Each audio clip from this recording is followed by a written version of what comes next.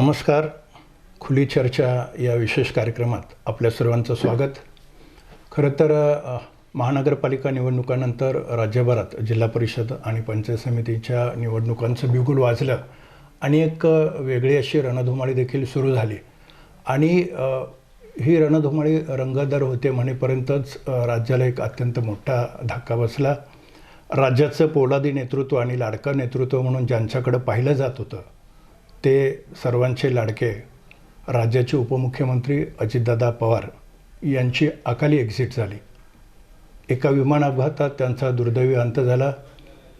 ध्यानीमानी नसताना ही घटना घडली आणि महाराष्ट्रातच नव्हे देशभरात आणि सातासमुद्रापलीकडे जिथं जिथं मराठी माणूस आहे त्याच्या मनाला दादांची ही एक्झिट चटका लावून जाणारी ठरली. आणि अशा या दुःखाच्या याच्यातच आता पुन्हा एकदा राज्याला जिल्हा परिषद आणि पंचायत समितीच्या निवडणुकांना सामोरं जावं लागतं. खुली चर्चा या कार्यक्रमात आज आपण दादांचे अत्यंत विश्वासू मानले जाणारे राष्ट्रवादी काँग्रेसचे सोलापूर जिल्हाध्यक्ष आणि राज्य प्रवक्ते उमेश पाटील यांच्याशी संवाद साधणार आहोत.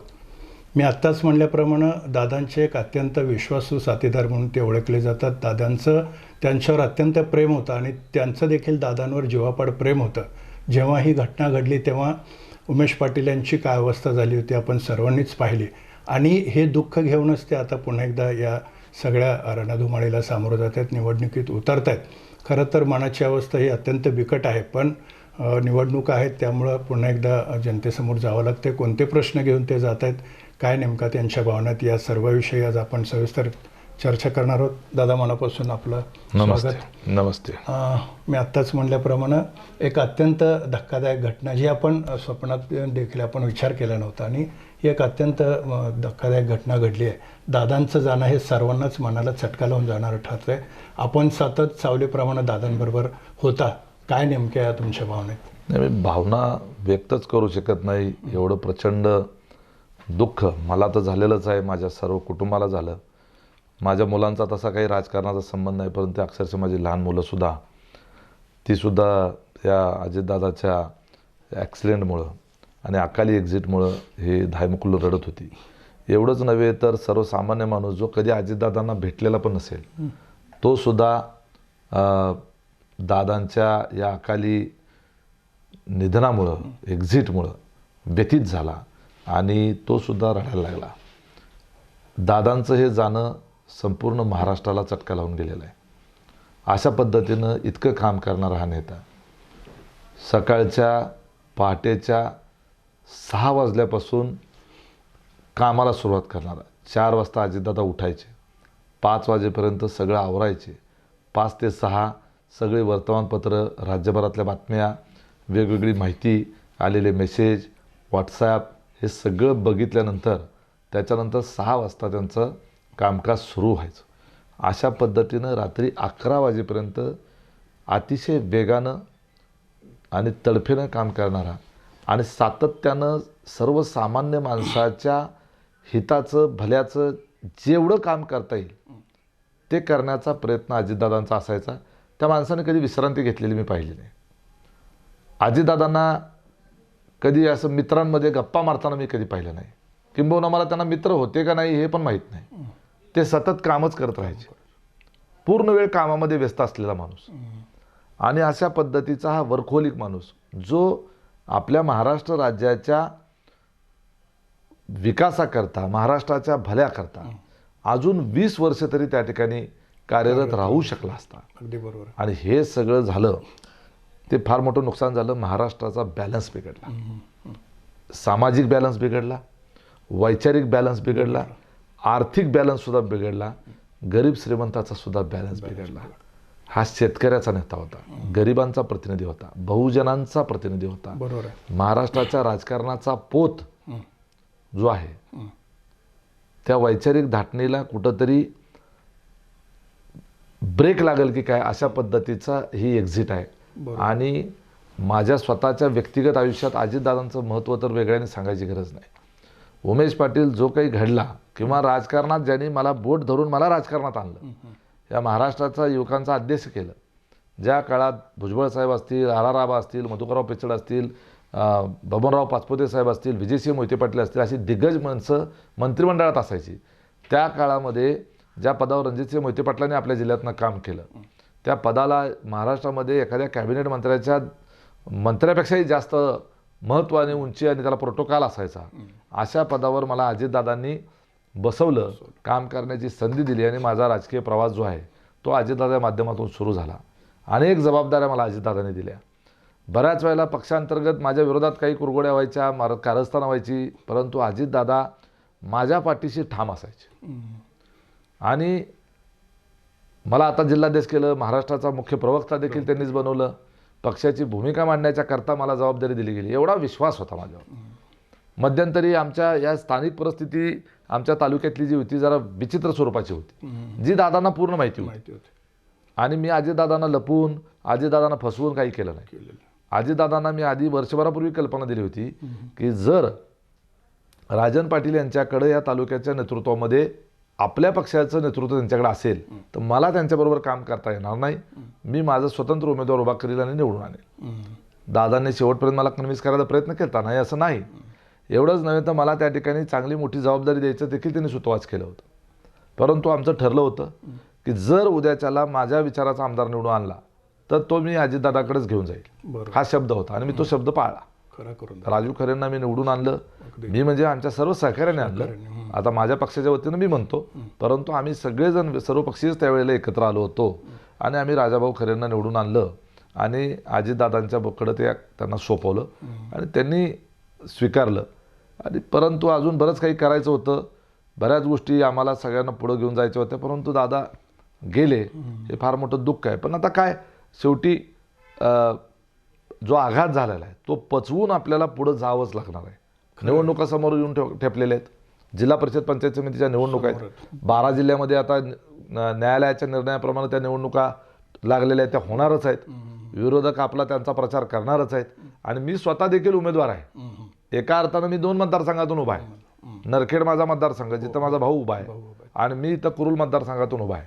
आपल्याच चॅलेंजवरनं मी त्यावेळेला राजन पाटलांना चॅलेंज केलं होतं 5 वर्षापूर्वी. आणि मी असं म्हणालो होतो की अनगरकरांनी त्यांचं अनगर गाव सोडावं आणि मी माझं नरखेड गाव सोडतो आणि जिथं कुठं मतदारसंघ ओपन होईल त्या मतदारसंघातून आपण आमने सामने लढावं.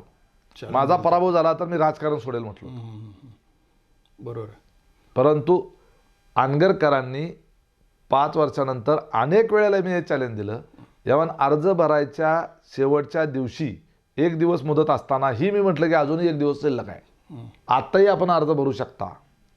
शेवटपर्यंत चॅलेंज दिलं. अनगरकरांनी माझं चॅलेंज काही स्वीकारलं नाही. मी शेवटी असं म्हटलं की बाबा पोरांना झेपत नसेल तर बापानं उभं राहावं. परंतु त्यांनी काही ते चॅलेंज स्वीकारलं नाही. त्यामुळं ज्या फौजेचा सेनापती हाच स्वतः पराभूत मानसिकतेमध्ये आहे आणि त्या सेनापतीला स्वतःला तलवार करून लढायचं नाही आहे, म्हणजे त्याला फक्त प्याद्यांना पुढं करायचं आहे आणि स्वतःला मात्र कातडी बचावासारखं मागं राहायचं आहे, असं सैन्य किंवा असं राज्य कधी विजयी होऊ शकत नाही. म्हणजे एक भीती आहे त्यांच्या मनात असं तुम्हाला म्हणायचं? निश्चितपणे. कारण त्यांना जर त्यांच्या विजयाची खात्री असती तर निश्चितपणे त्यांनी माझा पराभव करण्याची संधी का सोडली असती? त्यांना त्यांच्या स्वतःच्या विजयाची खात्री नाही. आता ती का नाही हा खरा मुद्दा आहे माझ्या चॅलेंज देण्यामागचा. कारण राजन पाटील यांनी त्यांच्या अनगर हे त्यांच्यासाठीचं विश्व आहे आणि त्याच्या अनगरच्या करता म्हणून त्यांनी संपूर्ण मोहोळ तालुका आणि हा मतदारसंघ फक्त वापरून घेतला आहे. त्यामुळं मोहोळ तालुक्याची बाकीचा सगळी जनता आणि सगळा भाग हा अनगरसाठी वापरायला ठेवल्यासारखं झालंय आणि हे लोकांच्या लक्षात आलंय. म्हणून त्यांचा अनगरच्या बाहेर जाऊन निवडणूक लढवायचं धाडस होत नाही. मी चॅलेंजवर ठाम राहिलो. मी त्या मतदारसंघात उभं राहिलो. ते असं म्हणाले की उमेश पाटलाचा पराभव करायला माझा 2ऱ्या किंवा 3ऱ्या फळीतला कार्यकर्ता सक्षम आहे असं म्हणाले होते का नाही? त्यांनी 2 वक्तव्य केली होती. एक, उमेश पाटलांचा पराभव करायला माझा 2ऱ्या किंवा 3ऱ्या फळीतला कार्यकर्ता सक्षम आहे, हे पहिलं वाक्य. दुसरं त्यांचं वाक्य असं होतं की जिल्हा परिषद पंचायत समितीच्या या नगरपालिकेच्या निवडणुका ह्या कार्यकर्त्यांसाठी असतात. तिथं नेत्यांनी लढायचं नसतं. असं एक दुसरं एक वाक्य होतं. आता दोन्ही वाक्याचे संदर्भ आपण घेऊ. आता दुसऱ्या किंवा तिसऱ्या फळीतला कार्यकर्ता, मग आता मला सांगा, सचिन जाधव हे एका कारखान्याचे, साखर कारखान्याचे मालक, जवळपास एक काही 100 कोटी रुपयेचा तो कारखाना असेल, माझ्या माहितीप्रमाणे 500,000 कोटीचा कारखाना असेल, बरोबर आहे. आणि त्या कारखान्याचा मालक जर राजन पाटील यांचा तिसऱ्या फळीचा कार्यकर्ता असेल, मग पहिल्या फळीतला कार्यकर्ता कोणाला म्हणायचं? आता आम्ही असं समजत होतो की त्यांच्या तालुक्याचे अध्यक्ष पूर्वीचे प्रकाश चौरे, अनिल कादे, आमचे पोटरे बाप्पा, आमच्या मसले चौधरीचे, किंवा आमच्या एकुरक्याचे जगुनाना, सगळी चांगली माणसं आहेत आणि चांगली का माणसं आहेत. ह्यांना काहीच मिळालं नाही तरी सुद्धा 30 वर्ष 40 वर्ष निष्ठेनं त्यांच्याबरोबर आहेत, काम करतात आणि ते तिथं आहेत. याच्याबद्दल आम्हालाही काही दुःख नाही, कारण एका कुटुंबावर पिढ्यानपिढ्या निष्ठा ठेवणारी माणसं या महाराष्ट्रात कुटुंब भरपूर आहेत. त्यापैकी असलेली ही कुटुंब, ठीक आहे, त्यांना काय मिळालं काय नाही हा नंतरचा संशोधनाचा विषय आहे. परंतु आमचा समज असा होता की हे लोक पहिल्या फळीतले कार्यकर्ते असतील. बरोबर आहे. मग आता जर जकराया शुगरचा मालक हा तिसऱ्या फळीतला जर त्या ठिकाणी कार्यकर्ता असेल, तर पहिल्या फळीमध्ये टाटा, बिर्ला, अंबानी, अदानी अशीच लोक असायला पाहिजे. जर एक उद्योगपती मोठा माझ्या पुढे आणून त्यांनी निवडणुकीला उभा केलाय भारतीय जनता पार्टीकडनं, तर निश्चितपणे पहिल्या फळीतले त्यांचे जे कार्यकर्ते आहेत त्यांची तुलना ही जवळपास 100व्या फळीतच घेऊन नेऊन ठेवली यांनी. हा जर तिसऱ्या फळीतला असेल जकरायाचा मालक, तर आमचे हे गरीब कार्यकर्ते सगळे जे आहेत, हे साधे शेतकरी लोक आहेत, ह्यांना त्यांनी कुठं नेऊन ठेवलं. मग आता या सगळ्या एकूणच परिस्थितीत आपण या निवडणुकीला सामोरं जाताना साधारण काय अजेंडा घेऊन जाते, किंवा तुमच्या मनात काय काय साधारण विकासाचे मुद्दे असणार? माझा हा पूर्णपणे विकासाचा अजेंडा आहे. माझा मुद्दाच हा होता की निवडणुकीला चॅलेंज देण्याचा मुद्दा हा होता की मोहोळ तालुक्याचा दक्षिण भाग जो आहे तो विकासापासून पूर्ण वंचित ठेवण्यात आलेला आहे. बरं. ह्या संपूर्ण दक्षिण भागामध्ये एकही रस्ता धड नाही. शेतकऱ्याच्या शेताकडे जाणारे एकही शेतरस्ता झालेला नाही. पानंद रस्ते झालेले नाहीत, शिव रस्ते झालेले नाहीत, कॅनॉलच्या साईडचे जे रस्ते असतात ते रस्ते सुद्धा पूर्ण उद्ध्वस्त झालेले आहेत. त्यामुळं मूलभूत प्रश्न जर या संपूर्ण दक्षिण भागाचा कुठला आहे तर तो रस्त्यांचा आहे. शेतकऱ्याला शेतापर्यंत जाण्यासाठी, बांधावर जाण्याच्या करता शिवरस्ता जो असतो, शेतरस्ता जो असतो, पानंद रस्ता हा अत्यंत मूलभूत आहे, ते रस्तेच नाही झाले. त्याच्यानंतर जे गावाला जोडणारे जे रस्ते आहेत, उदाहरणार्थ येनकीवरनं बेगमपूरला जाणारा रस्ता, उदाहरणार्थ वाघोलीवरनं कुरुलला येणारा, वाघोलीवरनं कोरवलीला जाणारा, असे वेगवेगळे रस्त्याची नावं घेता येतील. इतक्या दिवस हे रस्ते झालेले नाहीत, वर्षानुवर्ष रस्ते झालेले नाहीत. आणि मग या लोकांनी एवढी 40-50 वर्षाची सत्ता यांच्याकडे आहे, तर केलं काय? तर पुन्हा यांच्याकडे दिल्यानंतर पुन्हा ते पहिले पाडे 55 होणार आहेत. आणि त्याच्यामुळं माझा अजेंडा एक असणार आहे की पहिल्या वर्षभरामध्ये या संपूर्ण दक्षिण भागातले शेतरस्ते, पानंद रस्ते आणि शिवरस्ते आणि त्याचबरोबर कॅनॉलच्या ज्या साईडचे जे रस्ते असतात, हे सगळे रस्ते जे आहेत हे खडीकरण करून मजबूतीकरण करणं हा माझा पहिला त्या भागाच्या दृष्टीनं महत्त्वाचा, विकासाच्या दृष्टीनं हा माझा अजेंडा असणार आहे. आणि सगळ्यात फोकस जर कुठल्या कामावर करेल मी तर या रस्त्याच्या कामावर करेल. मग त्याच्यानंतर पुढचा प्रश्न आहे तो रोजगाराच्या संबंधित. रोजगार महत्त्वाचा विषय, तरुण मुलांना रोजगार. आता त्या भागामध्ये काय, जसं इकडे चिंचोली MIDC आहे तसं या दक्षिण भागाची भौगोलिक परिस्थिती जर बघितली आपण तर कामतीवरून जाणारा जो घोडेश्वर मार्गे जाणारा जो 4 पदरी रस्ता आहे तो कोल्हापूरपर्यंत जातो, पुढे जात असेल सोलापूर, हा नॅशनल हायवे.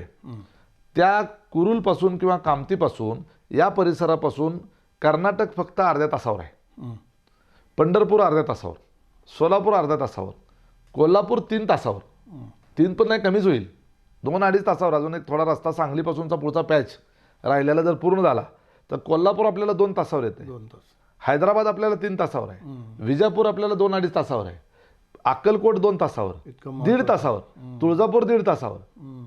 म्हणजे त्या भौगोलिक जर क्षेत्राचा दृष्टिकोनातून जर बघितलं तर हा कुरुल मतदारसंघ अतिशय मध्यवर्ती हा या सगळ्या ह्याच्यामध्ये येतो. आणि त्यामुळं त्या परिसरामध्ये आपण मोठ्या प्रमाणावर जमिनींचं संपादन करून, जी माळरान जमीन आहे, मग तिथं 500 एकर लागो, 1000 लागो, नाही तर 2000 लागो, बरोबर. तर जमिनीचं संपादन करून त्या ठिकाणी आपण MIDC त्या ठिकाणी आपण आणण्याचं माझा त्या ठिकाणी उद्देश आहे.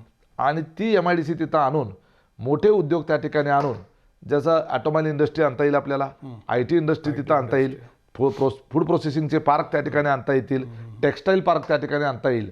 आणि या माध्यमातून त्या भागातल्या तरुणांना, तिथल्या तरुणींना, महिलांना मोठ्या प्रमाणावर आपल्याला रोजगार त्या ठिकाणी उपलब्ध करून देता येईल. अर्थात ही लॉंग टर्म प्रोसिजर आहे, पण हे करण्याची धमक माझ्यामध्ये आहे. अगदी बरोबर. मी अजितदादांच्या हाताखाली तयार झालेला कार्यकर्ता आहे आणि कामाचा माणूस म्हणून माझी ओळख आहे. जशी अजितदादाची ओळख कामाचा माणूस म्हणून होती, ते बिचारे आपल्यामध्ये आता राहिले नाहीत, परंतु दादाच्या हाताखाली मी तयार झालेला पट्टे आहे. जी तालीम मला अजितदादांनी दिली, त्या तालमीनुसार मी सर्वसामान्य माणसाच्या करता काम करायला कटिबद्ध आहे. याच्यात आपण पाहिलं तर सातत्याने आपण पाहतो की युवकांचा विचार जास्त केला जातो. कुठेतरी जाऊन एक महिला कुठेतरी याच्यामध्ये महिला भगिनी आहे ती उपेक्षित राहते, किंवा त्यांच्या प्रश्नाकडे, मूलभूत प्रश्न असतील किंवा एकूणच प्रश्न असतील, त्याकडे कुठेतरी मी म्हटलं ना मगाशी, आपण साधारण ते टेक्स्टाईल पार्कचा जो उल्लेख केला, आता आमच्या पक्षाची धुरा आणि राज्य सरकारमध्ये पक्षाच्या वतीनं सुनेत्रा वहिनी या राज्याचं उपमुख्यमंत्रीपद अजितदादाच्या नंतर सांभाळणार आहेत.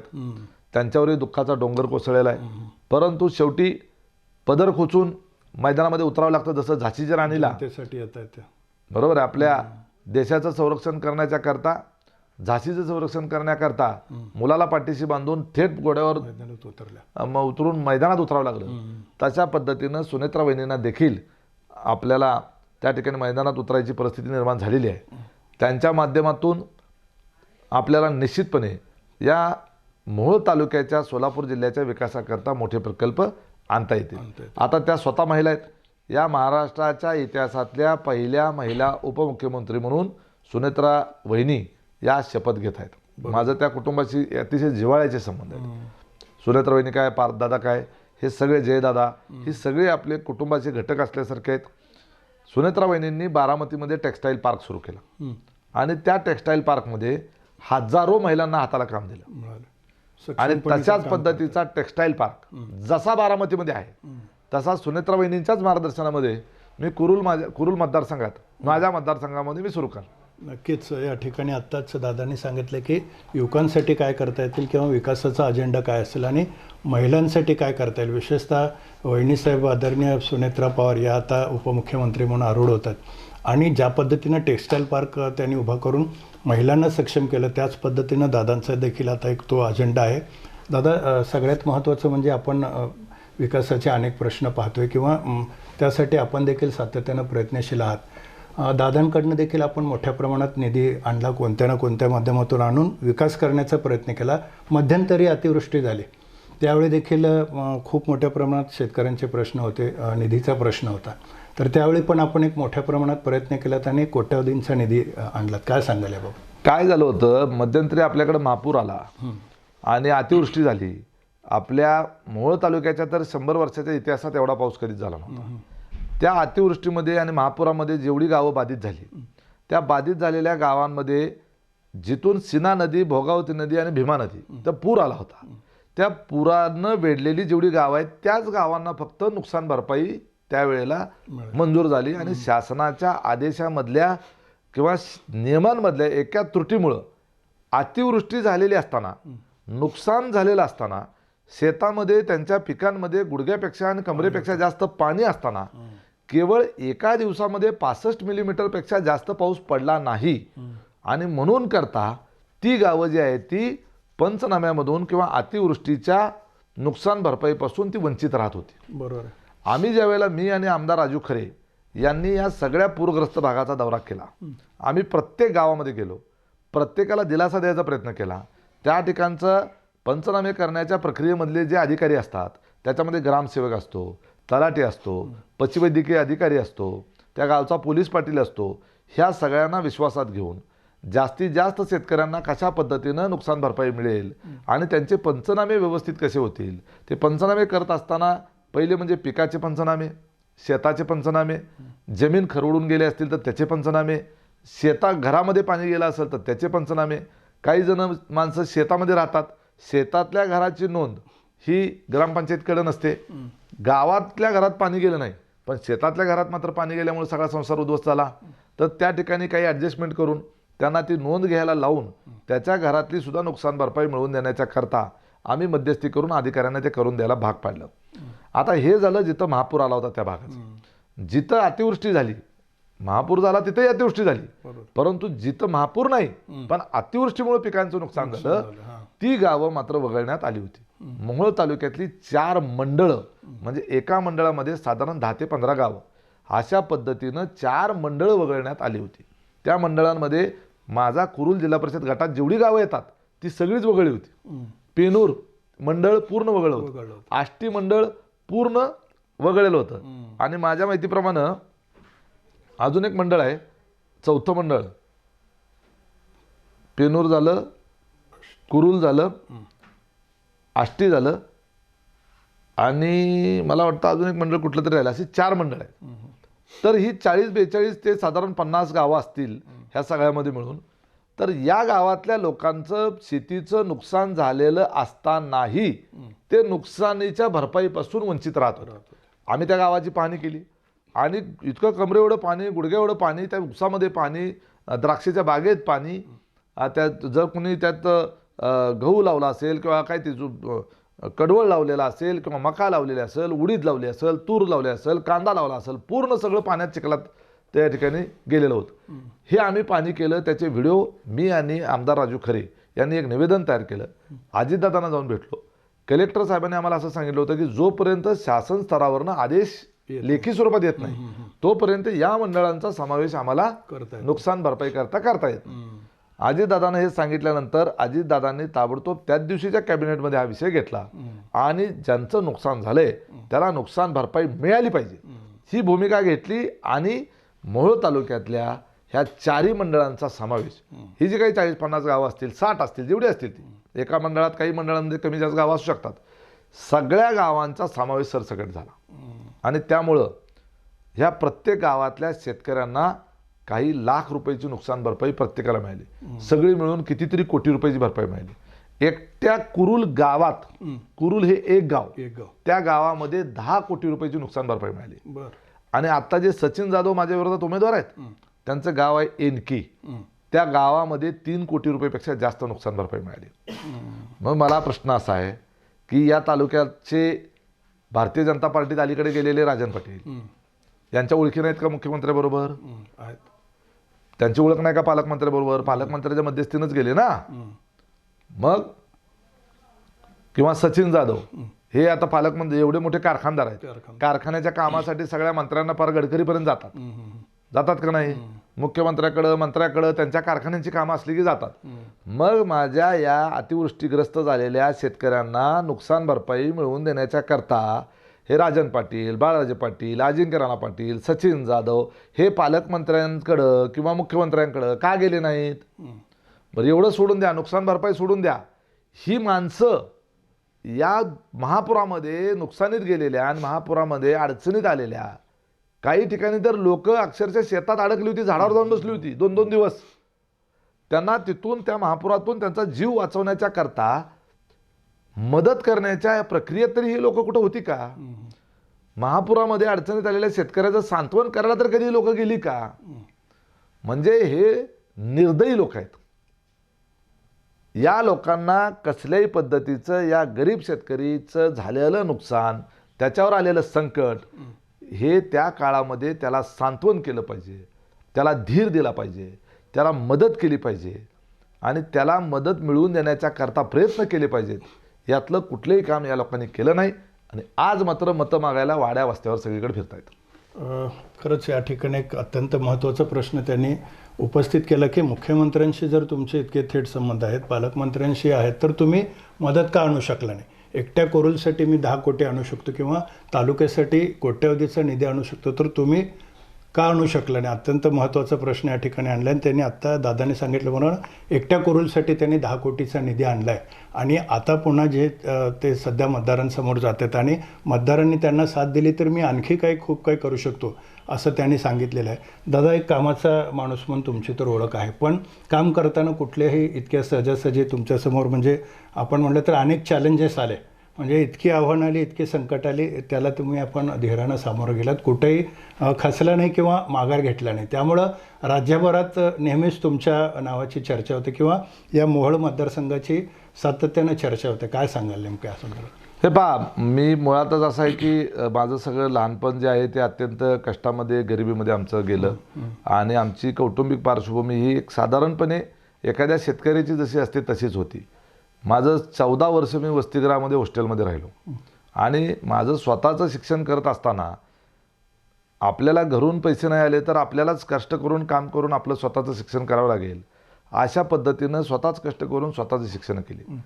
आणि पुणे असेल, दापोली असेल किंवा वेगवेगळ्या महाराष्ट्राच्या वेगवेगळ्या भागामध्ये ज्यावेळेला मला जाण्याचा प्रसंग आला त्यामुळं सगळ्या बाजूनं माझ्या स्वतःची जडणघडण होत गेली. माझ्या हॉस्टेलमध्ये मी 14 वर्षाच्या काळामध्ये वेगवेगळ्या माझ्या वेगवेगळ्या समाजाचे, वेगवेगळ्या जातीचे, वेगवेगळ्या धर्माचे माझे रूम पार्टनर असायचे आणि ते वेगवेगळ्या भागातले असायचे. त्यामुळे माझ्या हॉस्टेलमध्येच मला सगळा राज्य बघायला मिळत होतं. एवढंच काय, दुसऱ्या राज्यातली मुलं हॉस्टेलला असायची. त्यामुळे सगळा देश काय मला माझ्या त्या हॉस्टेलमध्ये मला अनुभवायला मिळाल्यासारखं असायचं. आणि त्याच्यामुळं माझं व्यक्तिमत्व असं जे आहे ते एक प्रकारे परिस्थितीबरोबर संघर्ष करणारं हे तयार होत गेलं. आणि त्याच्यामुळं अजितदादांचा ज्यावेळेला मला सहवास ज्यावेळेला भेटला त्यावेळेला दादांच्या व्यक्तिमत्वाचे सगळे गुण जे आहेत ते मी घेण्याचा प्रयत्न केला. दादांचं निर्णय घेण्याच्या पद्धत, काम करण्याची पद्धत ही मी फार जवळून पाहिली आणि जिथल्या तिथं त्या ठिकाणी काम करणं, जे काम होतंय त्याला होय म्हणणं, जे होत नसेल त्याला नाही म्हणणं, लोकांना खोटं आश्वासन द्यायचं नाही, नादाला लावून ठेवायचं नाही, आज करतो उद्या करतो, बघून सांगतो सांगून बघतो, असले भूलथापा कधी लोकांना मारायच्या नाहीत. जे काम आपल्यासमोर आलंय ते ताबडतोब करायचं. माझ्याकडे तर नुसता फोन जरी आला तरी मी दुसऱ्या मिनिटाला माझ्या दुसऱ्या फोनवरनं मी संबंधित अधिकाऱ्याला फोन लावतो आणि तो प्रश्न मार्गी लावण्याचा प्रयत्न करतो. आजचं सकाळचं उदाहरण आहे.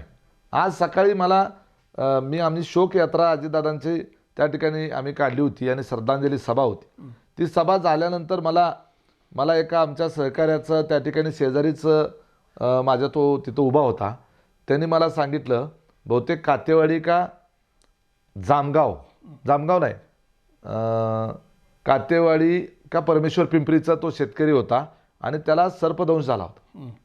आणि त्यांनी सांगितले की आता सर्पदंश झाला आहे आणि आम्ही सिव्हिल हॉस्पिटलला चाललो आहे, आम्हाला तिथं त्याच्यावर उपचार होतील का काय असं त्यांना शंका वाटायला लागली होती. मी ताबडतोब डीनला फोन लावला आणि त्यांना सांगितलं की असं एक पेशंट आहे, येतोय आणि त्याला ताबडतोब उपचार मिळाले पाहिजे. त्यांनी सांगितलं की 7 नंबर वॉर्डला तिथं पाठवा, मी तिथं सांगून ठेवतो, ताबडतोब त्या ठिकाणी स्ट्रेचरची व्यवस्था करतो. इमिजिएट जे सर्पदंश झाल्यानंतर जे औषधं असतात त्याची अवेलेबिलिटी किंवा इंजेक्शनची अवेलेबिलिटी आम्ही त्या ठिकाणी करून ठेवतो. त्याचे एक स्पेशल डॉक्टर आहेत त्यांना सांगतो. इथंपर्यंतची व्यवस्था झाली. म्हणजे एखाद्याचा जीव वाचवण्याच्या दृष्टिकोनातून किंवा कुठल्याही प्रसंगामध्ये रात्री अपरात्री माझा फोन 24 तास चालू असतो. रात्रीच्या वेळेला कधीच मी सायलेंटवर फोन ठेवत नाही, कायम रिंगवर फोन असतो. कारण रात्रीच्या वेळे म्हणजे लोक का सायलेंट ठेवतात फोन किंवा बंद का करून ठेवतात, का तर झोप मोड होऊ नये म्हणून. मी असा विचार करतो की एखाद्याचा रात्री फोन करतो म्हणजे काहीतरी गंभीर स्वरूपाची अडचण असेल तरच करतो ना, आणि विश्वासाने करतोय का काहीतरी आपल्याला मदत होईल. कुणी वेडा माणूस असं फोन करणार नाही. रात्रीच्या वेळेला पहाटेच्या वेळेला काहीतरी गंभीर अडचण असेल तरच करेल. बरोबर आहे. आणि त्या गंभीर अडचणीच्या वेळेला जर आम्ही आमचे फोन स्विच ऑफ करून ठेवले, आमचे फोन सायलेंट करून ठेवले तर आमची झोप जास्त महत्वाची का त्या समोरच्या माणसाचा जीव जास्त महत्वाचा. अगदी बरोबर आहे. एखाद्याचा ऍक्सिडेंट झालेला असू शकतो, एखाद्याचा डिलिव्हरीच्या संदर्भातला खेड्यापाड्यातला काहीतरी गाडीचा वाहनाचा प्रश्न असू शकतो, एखाद्याला रात्रीच्या वेळेला लागणारा ॲम्ब्युलन्सचा प्रश्न असू शकतो, रात्रीच कोणाला तरी हार्ट अटॅक आला, इमिजिएट काहीतरी ताबडतोबची काहीतरी सोय पाहिजे म्हणून पाहिजे असतो. 108चा फोन लावला, लागत नाही आहे, कुठनं तरी सुविधा उपलब्ध करून द्या म्हणून असू शकतो. गावी परगावी कुठेतरी धडक झाली, काय झालं असू शकतं, एखाद्या घरावर रात्रीचा दरोडा पडलेला असू शकतो, काही घडलेलं असू शकतं. तर त्या माणसांनी ज्या वेळेला मला फोन विश्वासानं केला असेल तर त्यावेळेला माझा फोन उचलला गेला पाहिजे. आणि त्याच्यामुळं आज माझ्याकडे साखर कारखाना नसताना, बँक नसताना, शाळा, शिक्षणसंस्था, पतसंस्था, सोसायट्या, मार्केट कमिटी ह्यातलं काही नसताना केवळ लोकांच्या सेवेकरता 24 तास उपलब्ध असणारा आपल्यातलाच एक सहकारी म्हणून लोकांनी विश्वासानं माझ्या हातामध्ये त्या ठिकाणी जी मोहोळ तालुक्याच्या संदर्भातली जी विश्वासार्हता दिली ती त्यातून आहे. हे रहस्य आहे यातलं. कारण मी प्रामाणिकपणे त्या ठिकाणी काम करतो, माझ्यामध्ये खोटेपणा नाही आणि मी त्या ठिकाणी त्याचा आविर्भाव पण आणत नाही. अजितदादांनी जी शिकवण मला दिली, अजितदादांनी जे मला शिकवलं ते तंतोतंत मी माझ्या जीवनामध्ये आचरणात आणतो.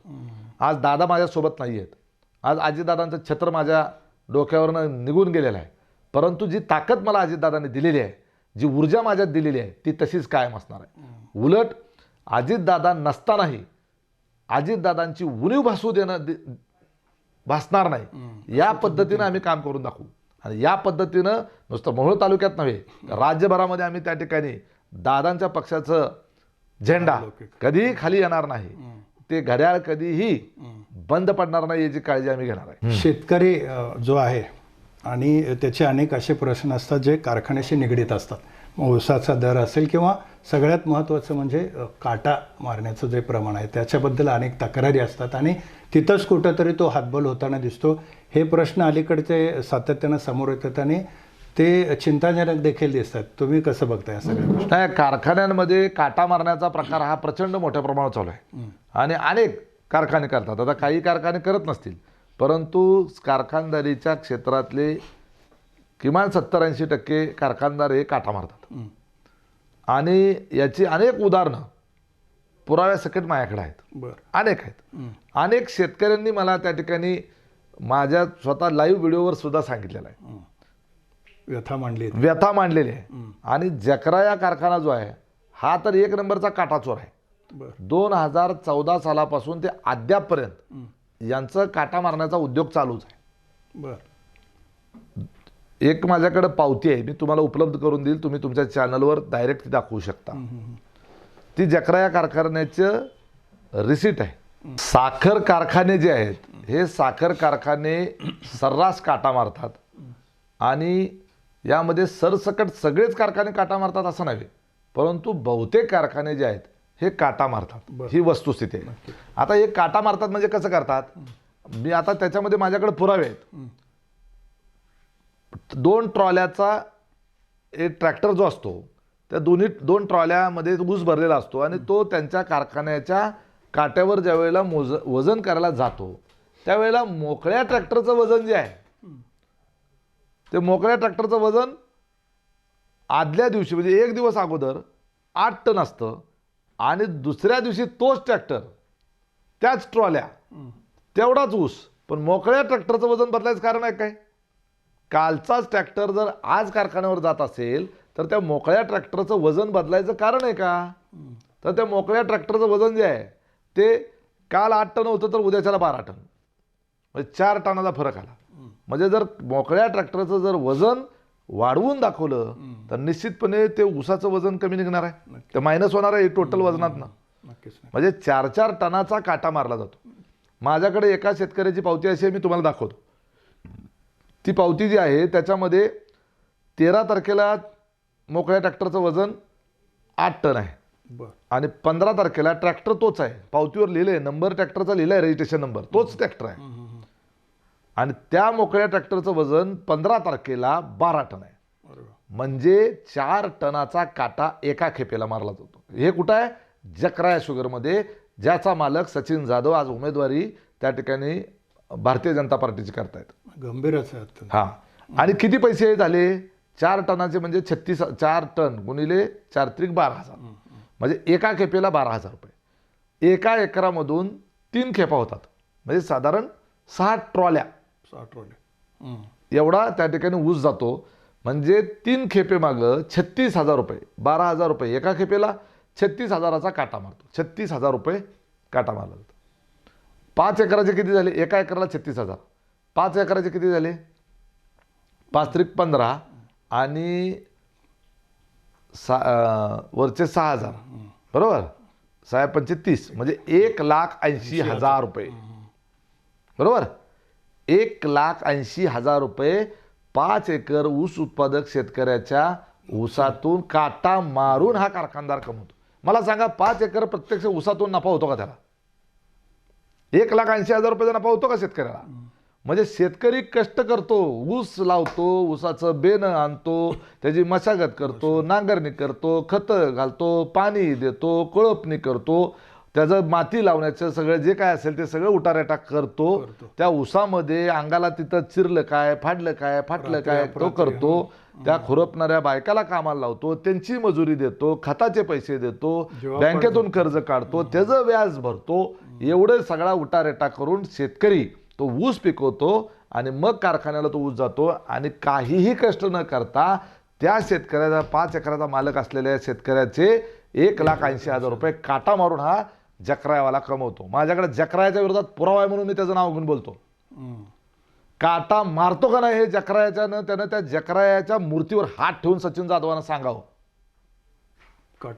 काटा मारत नसेल तर जकरायाच्या मूर्तीवर हात ठेवून सांग की मी आज तागायत माझ्या कारखान्यामध्ये 1 रुपयाचा काटा मारलेला नाही. हिंमत असेल तर सचिन जाधवानं जकरायाच्या मूर्तीवर हात ठेवावा. चॅलेंज आहे त्याला. माझ्याकडे पुरावा आहे आणि जो पुरावा आहे तो बोगस आहे म्हणून सांगावं. त्या माणसानं तक्रार केली, त्याला हाकलून दिलं कारखान्यातून गेटवरनं. जो कोणी त्या ठिकाणी बाहेर काटा करून येतो त्याचा ऊसच घेत नाही ते लोक. का बरं घेत नाही? वजन काटा तर कुठेही वजन केलं तर एकसारखंच येईल ना. वजनात वजन कसं होतं? माझा तर समजा माझं स्वतःचं वजन केलं, समजा वजन माझं 80 किलो आहे, ह्या वजन काट्यावर केलं, दुसऱ्या वजन काट्यावर केलं, बरोबर आहे, 80 किलो होणार. बरोबर. फार तर काट्यात थोडाफार 19-20 फरक असेल तर 80चं फार तर काय होईल 0.5 थोडाफार फरक पडेल. 80 ते 81 होईल, 82 होईल, 79 होईल. इतका मोठा फरक होणार. एवढा 4-4 टनाचा फरक. तो काय म्हणतो अजून परत माहिती आहे का? जर वजनात फरक आला तर म्हणतो टायराला चिखल लागला असेल, चिकूल लागला असेल म्हणतो. बर. आता टायराला लागलेल्या चिखलाचं वजन असं टनामध्ये वाढतं का? म्हणजे अक्षरशः या शेतकऱ्याच्या मळ्यावरचं लोणी खाणाऱ्या अवलादी आहेत सगळे. आणि म्हणून करता माझ्यासारखा माणूस लोकप्रतिनिधी का असायला पाहिजे आहे का? मी तर काय कारखानदार नाही. त्यामुळं अशा लोकांना सरळ करायला, वटणीवर आणायला आणि त्यांची मस्ती जिरवायला राजन पाटील काय आणि हा जकराचा सचिन जाधव काय एकाच माळेचे म्हणे. हो, तुम्ही कुरुल गटातून निवडून आल्यावर काय आश्वस्त कशा पद्धतीने कराल शेतकऱ्यांना? मी स्वतः असं ठरवलेलं आहे की जनता काटा सुरू करणार. कारखान्याला मोहोळ तालुक्यामध्ये जेवढे साखर कारखाने आहेत त्या सगळ्या साखर कारखान्याकडे जाणाऱ्या रस्त्यावर उमेश पाटलाचा जनता काटा सुरू करणार. बर. आणि हा जनता काटा निवडणूक झाल्यानंतर ह्याच चालू सीझन मध्ये किमान जकरायाच्या बाहेर चालू करणार. माझं आव्हान आहे की त्या भागात जर त्या रस्त्यावर कोणाची जमीन असेल, मला एक फक्त 20 गुंठे जमीन ते काटा टाकण्याच्या करता कुणी उपलब्ध करून द्या. जर उद्याच्या उद्या उपलब्ध करून दिली तर या निवडणुकीच्या अगोदरच तो काट्याचं काम सुरू करतो. म्हणजे ह्या सीझनमध्ये सुद्धा त्याला रुपयाचा काटा मारू देत नाही. आणि जर त्या जनता काट्यावर वजन केलेलं वजन आणि आतमध्ये कारखान्यात केलेलं काट्यावरचं वजन ह्याच्यात जर फरक आला तर ह्याच्यावर फौजदारी केल्याशिवाय राहत नाही. हे चॅलेंज डायरेक्ट. हा, 100%. शेतकऱ्याला फसवायचं काय कारण आहे? इमानदारीने बघा, व्यवसाय करायला व्यवसाय करा. प्रत्येकाला व्यवसायामध्ये नफा कमवण्याचा अधिकार आहे. तुम्ही एखादी दुकानदार सुद्धा किराणा दुकानामध्ये काही वस्तू आणतो, तो होलसेलमध्ये आणतो, 2 रुपये त्याची मेहनतीचे ठेवतो, लाईट बिलाचे असतील, कष्टाचे असतील, मजुरीचे असतील, त्यानं त्यात 2 रुपये वाढवून ते समोरच्याला विकणं गैर नाही. याला व्यापार म्हणतात. तो करायला काहीच हरकत नाही. परंतु शेतकऱ्याच्या हक्काचे पैसे अशा पद्धतीनं चोऱ्या करून काटा मारून जर त्या ठिकाणी मिळवले जात असतील तर त्याला कडाडून विरोध केला जाईल. आणि जर बेकायदेशीर काम करणार असेल तर कितीही मोठा असला, कितीही पैसेवाला असला तर त्याला कोंबडा करून पोलीस स्टेशनला बसवल्याशिवाय उमेश पाटील राहणार नाही. नक्की नक्की. या ठिकाणी खूपच महत्त्वाचा प्रश्न त्याने उपस्थित केला आणि ओपन चॅलेंज दिलेलं आहे त्याने. जर खरंच तुमच्यात तेवढं हे हिंमत असेल तर तुम्ही समोर या, मूर्तीवर हात ठेवून सांगा मी समोर येतो मी काय मी दाखवतो हे खूप मोठं चॅलेंज त्यांनी दिलेलं आहे. याला ते कसं समोर जातात हे पाहणं महत्त्वाचं. आणि जनता काटा ही एक अभिनव संकल्पना देखील यानिमित्त त्यांनी मतदारांसमोर मांडलेली आहे. दादा, आणखी एक आपण पाहतोय की अलीकडे महानगरपालिकेच्या निवडणुका झाल्या, त्यात राष्ट्रवादीला विशेषतः सोलापूर महापालिकेचा आपण विचार केला तर एक खूप मोठा फटका त्या ठिकाणी बसला किंवा थोडीशी पिछेहाट झाली. आता जिल्ह्यात सगळ्या जिल्हा परिषद किंवा आपल्या पंचायत समितीच्या निवडणुका आहेत, याकडे तुम्ही कसं पाहता? विशेषतः म्हणजे यश कसं मिळेल तुम्हाला? हे पहा, सोलापूर शहराची जर पूर्वीपासूनची पार्श्वभूमी पाहिली तर सोलापूर शहरामध्ये राष्ट्रवादी काँग्रेस पार्टी कधीच मजबूत नव्हती. पूर्वीपासून त्या ठिकाणी काँग्रेस पक्षाचं वर्चस्व राहायचं. काँग्रेस नंतर ती जागा भारतीय जनता पार्टीने घेतली. मागच्या वेळेला सुद्धा आमचे फक्त 3-4 नगरसेवक होते, त्यातही ते एकाच कुटुंबातले 3 जण होते. ते पक्षापेक्षा जास्त स्वतःच्या व्यक्तिगत प्रभावावर निवडून येत होते. आजही ते दुसऱ्या पक्षात जाऊन म्हणजे भाजपमध्ये जाऊन तिकडूनही निवडून आलेले आहेत. म्हणजे पक्ष आणि पार्टीच्या पलीकडे जाऊन ती काम करणारी माणसं त्यावेळेला निवडून आली. आता शहरी भाग असलेला जो महापालिकेचा क्षेत्र आहे, जिथं राष्ट्रवादी काँग्रेस पार्टीचं पूर्वीपासूनच त्या ठिकाणी जिथं नव्हती, तिथं आता अपयश आलं असं म्हणायला फारसं काही त्या ठिकाणी वाव नाही. कारण आम्ही पूर्वीच नव्हतो तिथं. आलं असतं तर आम्ही म्हटलं असतं की हे पहिलं यश आहे. तर आम्हाला पहिलं यश पूर्वीही नव्हतं, आत्ताही नाही. पण ग्रामीण भागाचं तसं नाही. ग्रामीण भागामध्ये निश्चितपणे मोठ्या प्रमाणात यश मिळेल. आज आमचे जवळपास घड्याळ चिन्हावर 30-35 ठिकाणी उमेदवार उभे आहेत आणि याच्यामध्ये फार मोठ्या संख्येनं राष्ट्रवादी काँग्रेस पार्टीचे घड्याळ चिन्हावरचे उमेदवार येतील. आमची आघाडी इथं तुतारीबरोबर पण आहे. आमची शिवसेनेच्या एकनाथ शिंदे साहेबांच्या शिवसेनेवर पण आघाडी आमची आहे. काही ठिकाणी मशालसुद्धा आमच्यासोबत आहे. त्यामुळं आमची जी आघाडी आहे सोलापूर जिल्ह्यातली आहे, ते निश्चितपणे जिल्हा परिषदेमध्ये सत्तेवर आलेली दिसेल. खरं तर समोर सत्ताधारी पक्ष आहे, म्हणजे पूर्ण राज्यात केंद्रात सत्ता आहे. तुम्ही देखील तसे महायुतीत आहात. पण असं असलं तरी स्थानिक पातळीवर निवडणुका लढताना अनेक महत्त्वाचे विषय असतात, हे असतात, त्याप्रमाणे आव्हानं देखील असतात. तुम्ही त्याला आता तितक्याच धीरोदात्तपणे सामोरं जात आहे. तरीसुद्धा तुम्हाला काय वाटतं की सत्तेचा उपयोग वरच्या या निवडणुकामध्ये होऊ शकतो?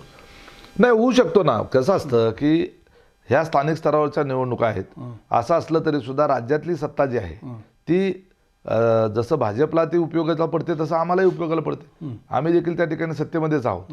आणि या ठिकाणी ही कार्यकर्त्यांची निवडणूक, मगाशी एक विषय आपला राहिला की जिल्हा परिषद पंचायत समिती ही कार्यकर्त्यांची निवडणूक. मी जरा थोडं विषयांतर करतो आणि पुन्हा अजून मूळ विषयावर येतो. राजन पाटील असं म्हणाले की उमेश पाटलाचं चॅलेंज मी का स्वीकारत नाही, तर म्हणले ही कार्यकर्त्याची निवडणूक आहे, ही नेत्यांची निवडणूक थोडीच आहे. कार्यकर्त्याची निवडणूक आहे, कार्यकर्ते लढतात, आपण नेत्यांनी थोडंच लढायचं असतं. मग राजन पाटलांनी मागच्या जिल्हा परिषदच्या निवडणुकीच्या वेळेला त्यांच्या दोन्ही मुलांना या निवडणुकीला उभा केलं होतं. एकाला जिल्हा परिषदला उभा केलं होतं आणि दुसऱ्याला पंचायत समितीला उभा केलं होतं. कार्यकर्ते पंचायत समितीवाला बिनविरोध त्या ठिकाणी आला, जिल्हा परिषदवाला निवडणूक लढवून आला. म्हणजे हे त्यावेळेला दोन्ही मुलं स्वतःची म्हणजे कार्यकर्ते नव्हते का? बरं, आत्ता नगरपालिकेला स्वतःच्या सुनबाईला उभा केलं, मग का त्यावेळेला कार्यकर्ते दिसले नाहीत? म्हणजे पळपुटेपणाचा हा कळस आहे. स्वतःचा पळपुटेपणा झाकण्याच्या करता अशा पद्धतीनं कधी म्हणायचं तिसऱ्या फळीतला कार्यकर्ता उमेश पाटलाला पाडेल, कधी म्हणायचं ही निवडणूक कार्यकर्त्याची आहे, नेत्याची नाही. ह्या वेळेला कार्यकर्त्याला संधी द्यायची असते. त्यावेळी उज्ज्वला म्हणजे सोयीप्रमाणे खूप हे झालं, समोर आलं सगळं. हो, उज्ज्वला थिटेंना कशा पद्धतीनं त्रास दिला हे तर तुम्हाला माहीतच आहे. उज्ज्वला थिटे या मूळच्या अनगर गावच्या महिला आहेत आणि त्यांचे मिस्टर वारलेले आहेत. त्यांना मुलगा आणि त्यांचं त्या तिथं राहत होत्या. त्यांच्या मुलाच्या संदर्भानं त्या गावामध्ये काही घटना घडल्या. शिवजयंतीच्या दिवशी मिरवणुकीमध्ये उज्ज्वला थिटे यांच्या मुलाला काही जणांनी खांद्यावर घेतलं आणि नाचले. त्या गावची परंपरा अशी आहे की अनगरकर पाटलांच्या पोरांनाच फक्त खांद्यावर घ्यायचं, इतर कोणालाही खांद्यावर कुणीही घ्यायचं नाही. आणि तसं ते उज्ज्वला थिटे हे पाटील परिवारातले नसल्यामुळं आणि तरीही त्यांना खांद्यावर घेतल्यामुळं त्याचा राग अनावर होऊन त्याला मरोस्तर त्या ठिकाणी मारलं. एवढ्यावर ते थांबले नाहीत, तर त्या ठिकाणी ते 12वीला असलेला तो त्यांचा मुलगा, त्याला परीक्षेलाच बसू दिलं नाही. शाळा यांचीच, त्याचं 12वीच्या परीक्षेचं नुकसान केलं. एवढ्यावर थांबले नाहीत, त्याच्या घरावर दरोडा टाकायला लावला. काही त्या ठिकाणी गावातले गुंड पाठवून सगळं त्यांचं घर लुटून नेलं. एवढ्यावर थांबले नाहीत, त्यांची सगळी शेती उद्ध्वस्त केली, शेतातली सगळी पिकं जाळून टाकली, पाईपलाईन जाळून टाकली, मोटरी पळवून नेल्या. 2 महिने ते कुटुंब नुसतं त्या राजन पाटलाच्या पायावर डोकं ठेवून रडत होतं आणि आम्हाला माफ करा म्हणत होतं, आमचं काय चुकलं तेवढं सांगा म्हणत होतं. त्यांना गावात सुद्धा 2 महिने येऊ दिलं नाही.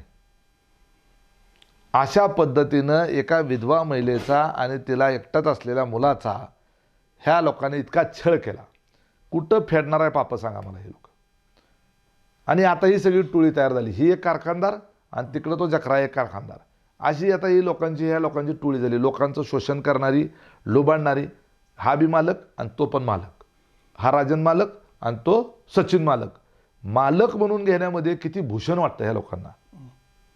म्हणजे हे लोक मालक आहेत, बाकीचे सगळे काही गुलाम आहेत. अरे कुठून काढलं हे मालक शब्द मला काही कळत नाही.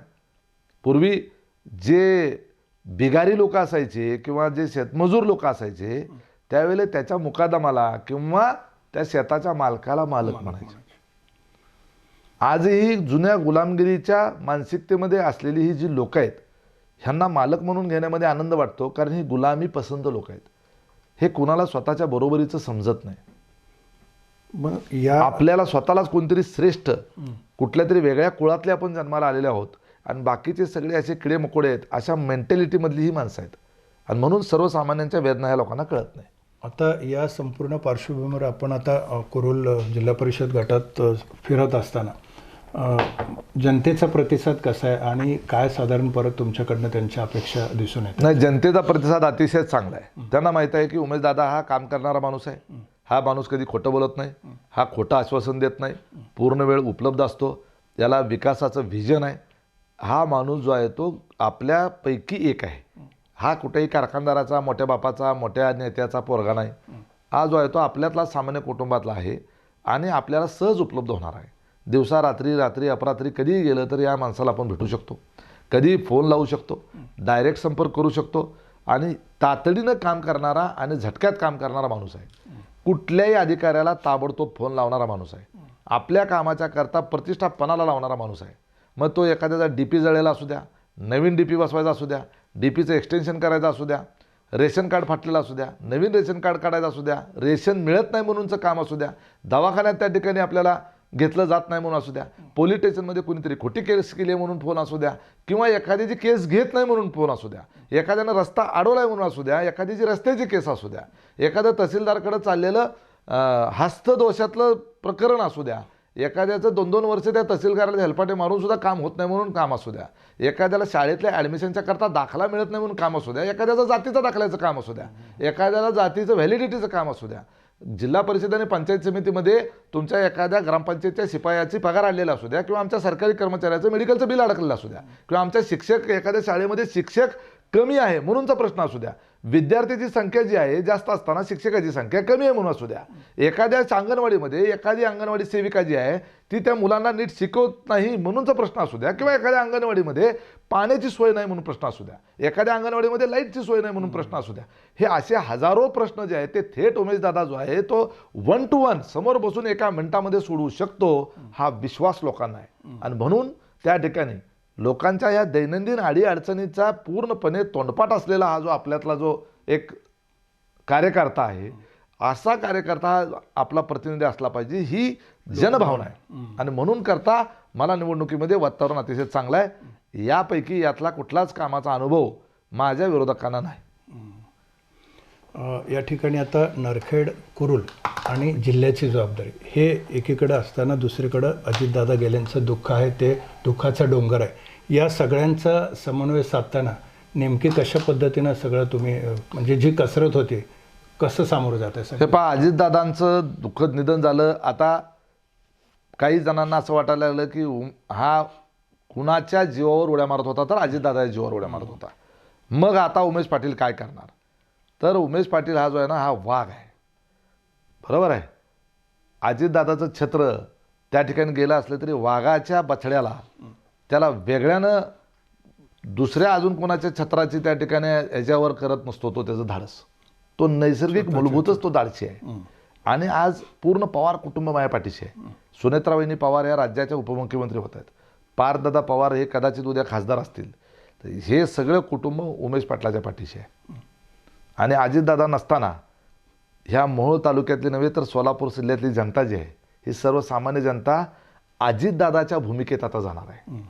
जो पाठिंबा जे पाठबळ मला अजितदादांचं होतं ते स्वतःलाच अजितदादा समजून ही जनताचा दादा म्हणून माझ्या पाठीशी उभा राहणार आहे. कारण लोकांना मी पाहिजे आहे. बरोबर. अजितदादा गेले तरी त्यांच्यासाठी उमेशदादा जो आहे, जे अजितदादांनी मला शिकवले, जे मला ट्रेनिंग दिले, ते दादाची शिकवण तर माझ्यातनं कधी जाणार नाही. आणि तेवढ्याच ताकदीनं मी लोकांची कामं करत राहणार आहे, न भिता न डगमगता. आजही माझं मोहोळ तालुक्यातल्या जनतेला या भयमुक्त मोहोळ, दहशतमुक्त मोहोळ हे माझं वचन आहे आणि ते कायमच राहणार. आणि तेवढ्याच ताकदीनं या मोहोळ तालुक्याच्या जनतेशी प्रामाणिक राहून तेवढंच पाठीशी राहणार आणि कुठंही तसूबरही कमी पडणार नाही. जकरा कारखान्याबाबत आपण अनेक मुद्दे समोर आणले, महत्त्वाचे मुद्दे मांडले देखील. त्यात आणखी एक महत्त्वाचा मुद्दा तुम्ही सातत्यानं समोर आणताना दिसतंय की प्रदूषण हा एक महत्त्वाचा विषय, जसं की घाण पाणी असेल किंवा ती एकूण राख असेल, या संदर्भात देखील आपण बोलताना दिसतंय. काय नेमकी भूमिका आहे तुमची?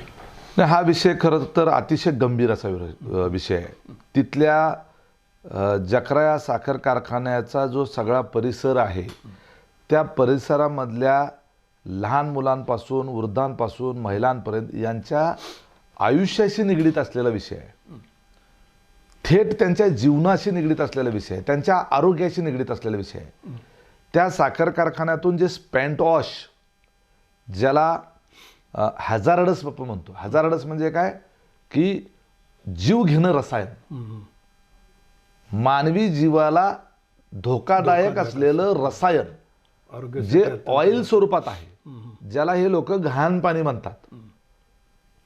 हे घाण पाणी जे आहे त्याची विल्हेवाट नियमाप्रमाणे पर्यावरण विभागाच्या आणि प्रदूषण नियामक मंडळाच्या नियमाप्रमाणे ती कारखान्याच्या आतच त्याची त्यांनी विल्हेवाट लावायची. परंतु हे लोक काय करतात, हे जे घाण पाणी आहे जे मानवी जीवनाला हानिकारक आहे, हे घाण पाणी त्या टँकरमध्ये भरून हे त्या ठिकाणी शेतकऱ्यांच्या शेतामध्ये नेऊन ओततात. बरं.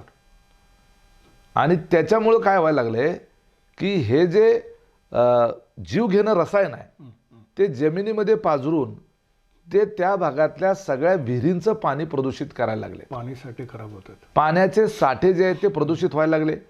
एक प्रकारे त्या पाण्यामध्ये विष उतरायला लागले. आणि बोर जे असतात आपले, त्या बोरचं पाणी सुद्धा त्यामुळे खराब व्हायला लागलं. आणि ते जे विहिरीचं पाणी आहे त्या पाण्यावर सगळे तेलाचे तवंग यायला लागले. हे तेलाचे तवंग म्हणजे काय, आपले खोबरेल तेल नाही आहे किंवा आपलं गोड तेल नाही आहे, हे जे आहे ते स्पेंट वॉश आहे. आणि ते मानवी जीवाला हानिकारक आहे, जीव घेणं आहे. आणि अशा पद्धतीचं माणसाच्या जीवाची कुठलीही पर्वा न करता जर हा जकरा कारखान्याचा मालक हे घाण पाणी लोकांच्या शेतामध्ये नेऊन ओतत असेल तर हे बेकायदेशीर आहे. आणि याच्या बाबतीमध्ये प्रदूषण मंडळानं कारवाई केली पाहिजे. त्याच्यावर त्या ठिकाणी त्याच्या ज्या काही उपाययोजना असतील त्या त्यांनी केल्या पाहिजे. इतर कारखान्याकडे नाही आहे का? इतर पण कारखाने आहेत ना, मग त्यांचं कसं काय त्या ठिकाणी असं घाण पाणी रस्त्यावर टाकलं जात नाही? म्हणजे निवडून आल्यावर हा तुम्ही प्रश्न मी 100% त्याचा कारखान्यातून टँकरच बाहेर येऊ देत नाही. कारखान्याच्या गेटवरच बसतोय खुर्ची टाकून मी. तो असा घाण पाण्याचा टँकर बाहेरच कसा येतोय तो बघणार आहे. आणि ते त्या ठिकाणी तसा जर त्यांनी प्रयत्न केला, त्याचा वास इतका घाण येतो की त्या टँकरचं पाणी ओतल्यानंतर 3-4 किलोमीटरच्या परिसरामध्ये आपण नाक धरून चालावं लागतं, इतका घाण वास येतो त्याचा. मग आमच्या शेतकरी काय रस्त्यावर पडलेत का? त्यांनी त्या भागातल्या शेतकऱ्यांनी जे शेतवस्त्यांमध्ये राहतात ह्याचा घाण पाण्याचा वास घेत झोपायचं का? मग हे घाण पाणी एकदा त्याच्या या जकराच्या मालकाच्या बंगल्याच्या दारात नेऊन ओतून बघितलं पाहिजे. तू त्या ठिकाणी झोपून दाखव अशा घाण पाण्याच्या वातावरणामध्ये. त्याचा वास आणि त्याच्यामुळे होणारं प्रदूषण जे आहे हे प्रचंड धोकादायक आहे. आणि त्याच्याकरता म्हणून त्यांनी जे काय असेल त्या उपाययोजना त्यांनी करावं. पैसे तू मिळवतोय, आम्ही नाही. कारखान्याचा मालक तू आहे, तुझी जबाबदारी आहे आणि त्या नियमाप्रमाणे तू वागलंच पाहिजे. आणि याच्याकरता ती उपाययोजना करण्याची आवश्यकता आहे. आणि दुसरा अजून एक विषय असा आहे, त्या कारखान्याच्या धुरांड्यामधून जे धूर येतो बाहेर, त्या धुराबरोबर राख बाहेर येते. राख म्हणजे आपण जे चुलीमध्ये जी राख असते तशी राख त्या संपूर्ण कारखान्याच्या एक 5-10 किलोमीटर परिसरामध्ये पसरते. हवेतून ती राख जी आहे ती सगळ्या झाडांवर, पानांवर, फुलांवर, लोकांच्या घरामध्ये खिडक्या दारं सगळी बंद केली तरी सुद्धा सगळ्या घरादारात सगळी राख. मध्यंतरी मी एका कुटुंबाला व्हिजिट दिली होती, तर दररोज किमान 2 बादल्या राख त्यांना झाडून काढावी लागते. बर, एवढ्या मोठ्या जेवढी आता कोणी कोबी लावला असेल तर त्या कोबीवरच्या सगळ्या पानावर त्या राखेचा थर असतो. कोणी पेरूची बाग लावली असेल तर सगळ्या पानांवर सगळ्या राखेचा थर असतो. अशा पद्धतीनं पानांवर जर राखेचा थर तयार झाला तर प्रकाश संश्लेषण ज्याला म्हणतो आपण, फोटोसिंथेसिसची प्रक्रिया आहे. सूर्यप्रकाशातून ज्या वेळेला त्या हिरव्या पानावर सूर्यकिरणं पडतात त्यावेळेला ती सूर्यकिरणं पडल्यानंतर ते झाड जे आहे ते अन्नद्रव्य तयार करतं आणि ते अन्न झाडाला तयार झालं तर त्या झाडाची वाढ होते. जर त्याच्यावर जर ती राख साठली तर ती प्रकाश संश्लेषण जे म्हणतो, फोटोसिंथेसिस जे आहे ती प्रक्रियाच होणार नाही.